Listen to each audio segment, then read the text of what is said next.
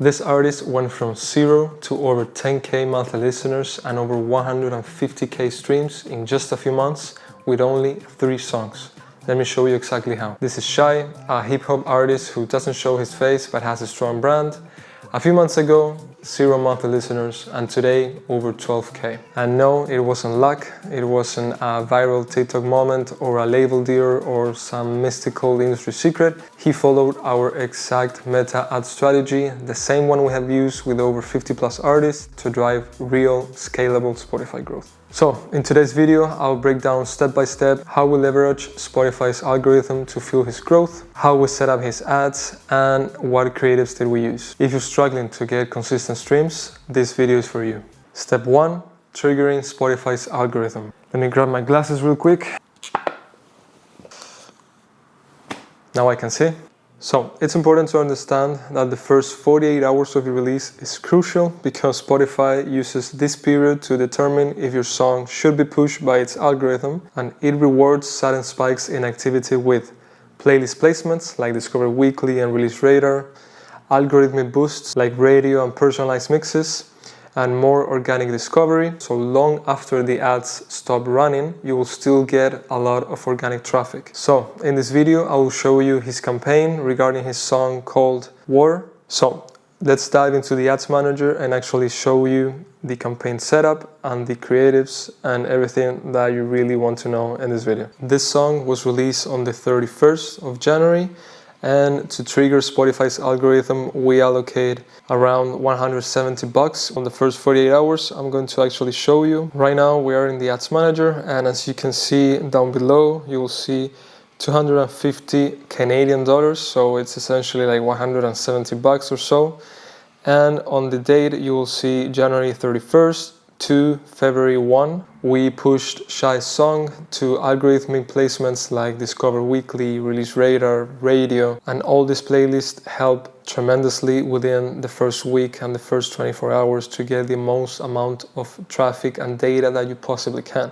So to get the best results possible, we tested 5 different target interests and 15 ad creative. Our initial targeting included interests such as Kanye West, Travis Scott, Logic, hip hop, and rap. So as you can see here, all the target interests with 15 different creatives. So you will see that we have 75 different combinations because within each ad set, you only test one creative. After we have identified the winning ad sets, what we did was duplicate them and change the target interest to broad, which essentially means that we leave the interest to the Meta's algorithm. This allows it to find the most suitable audience as well. Sometimes it performs better, sometimes it doesn't, or sometimes the performance is the same, but it's good to try because nowadays the Meta's algorithm is super powerful. So as you can see here, we have 4 ad sets that are running, same creative, so the ad 8 is the winning one, but actually with different target interests. So we have ad 8 targeted to broad, ad 8 to hip hop, the same ad 8 to Kanye West, and the same creative with Logic. Once the winning creatives are identified, typically between 3 and 5 winning ad sets, we then spend much less on a daily basis. This truly depends on your budget, but what we usually do is spend between $5 and $20 a day, depending on the amount of winning ad sets that you have in place. So right now I'm gonna change the date so you can see actually what it has spent. As you can see, each of these target interests have spent this amount, and the cost per result is 17 cents in Canadian dollars, which essentially is 12 cents. I will show you real quick the whole campaign setup. So for the campaign level, you have sales as the objective. That's usually what we go for. You can choose engagement as well, but we have found slightly better performance if we choose sales because it's more optimized for conversions.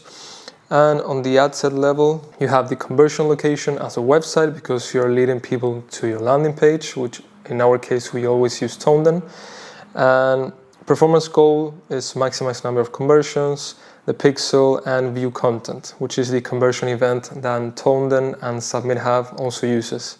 So daily budget, $5. Scroll down a little bit. This is the country list that we target. You can copy it if you like. but it's always a combination between Tier 1 and Tier 2 countries. Tier 1 meaning the US, the UK, Germany, France, and Tier 2 includes countries like Chile, Argentina, Brazil, Mexico, this type of countries. Age is from 18 to 44, all genders, and this is what I meant by leaving it blank. So in this case, as I call it, Add Aid broad, this you don't really need to touch anything if you want to leave it completely broad, which in our case, that's what we did with this specific ad. But if you want to target a specific target interest, which we also did, for example, let's say Travis Scott, you just type in Travis Scott name, choose the correct one, and then it must also match Spotify. This means that a person that enjoys Travis Scott music and he also has Spotify as his streaming service will most likely enjoy your particular creative. Scroll down a little bit, we always choose manual placements and we always select Instagram feed, Instagram stories, and Instagram reels. This is literally the only places that we target. Now, if we go to the ad level, we always just name it Ad Aid, and in the target and in the ad set, we name it Ad Aid broad, which is the target interest, just to keep it really organized. It doesn't affect performance, but it's really important, at least for us, to have everything really organized.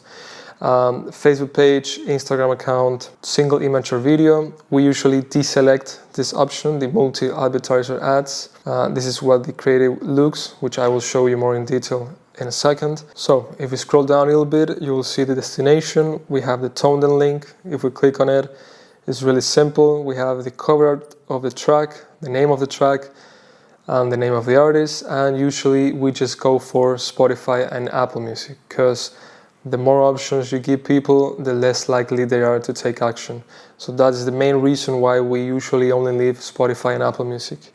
So if you scroll down a little bit, it's just a matter of uploading your video. The primary text, we always use the name of the track, out now, and a simple emoji that matches either with the mood of the track or the cover art. And that's essentially it in terms of the meta setup. We repeat this process to the amount of creatives and the amount of target interest that we want to test. Step 2, getting people to actually click and listen. Meta ads are not about throwing money to Spotify links. Your ad creatives literally make or break your campaign. And it is crucial that you test a different type of creatives, different type of angles, and different target interest, because you never really know which specific creative with which specific target interest is going to perform the best. Since this artist doesn't show his face, we usually just go for B-roll or some visuals that matches with the mood and the message of the track. So now I want to show you the actual creative that is the best performing creative that is sitting at 12 cents. So this is what the creative actually looks and sounds like. Going through a prayer cause your soul's in jail. Bring up your spirit, only time will tell. Looking for love while I lift that veil. View from the top is a long ways down. But I can't. So as you can see, it's pretty simple. The key is literally matching the song's energy with the visuals. It needs to feel cohesive and it needs to feel that everything is in place. Usually the proven formula is having the lyrics within the first 3 to 5 seconds of the track. In this specific scenario, we didn't use the lyrics, but if your song has vocals, you can put it in the beginning. Then you show the cover art of the track with the title of the track and a simple CTA, which is out now. And then on the last 3 to 5 seconds, you have a reinforcing CTA, which is just listen now, stream now, out now. We usually go for listen now. With this formula, we make sure that the right people stop scrolling and actually go to the landing page, click on the play button, and then listen to the track. So, step 3, campaign optimization. So turn off the low performing ads. That is usually anything above 30 cents. So as you can see here, anything above 30 cents, we turn it off. And of course, the ones that didn't get any single conversion, you just gotta turn that off as soon as you possibly can. Usually, a rule of thumb is that when a specific ad set has spent between $1 and $2 and you're not happy about the performance, turn it off. So leave only the best performing ad sets to maximize budget and results. In this scenario, we leave 4, which are currently running, and then let Spotify's algorithm take over. And honestly, that's really it. It's just strategic ad testing, turn it off what doesn't work, leave the ones that are working, and if you want, you can even scale the ones that do. But here's the crazy part. This wasn't just a one-time success. We ran nearly the same strategy with our releases, of course, changing the creative and the song and the link, but the setup is exactly the same and the results are pretty consistent. For Would You Cry, which is the first track that he released, 86k streams. Back from Heaven, 61k streams. War, 40k streams. Each song fed into the next one, stacking up his audience and making every new release perform as well or better. All this means is that Meta Ads started the fire and then Spotify's algorithm took over. So that's the real power of the strategy. So if you're an independent artist, you need to stop relying on luck and start treating your music as a business. I know this might feel like a shift from the traditional artistic mindset, but in reality, it's what separates emerging artists who are struggling to get traction to the ones that are building a music career. And if you truly want your music to be heard, you need a plan to make it happen. You can do this yourself, of course, but if you want some help setting up a campaign like this, go ahead and book a call down below and we'll make it happen. Whether you need one-on-one consulting or fully managed ad campaigns, we'll help you get there the right way. And if you like this breakdown, feel free to subscribe. We have got more music marketing tips coming soon. I'll see you on the next one.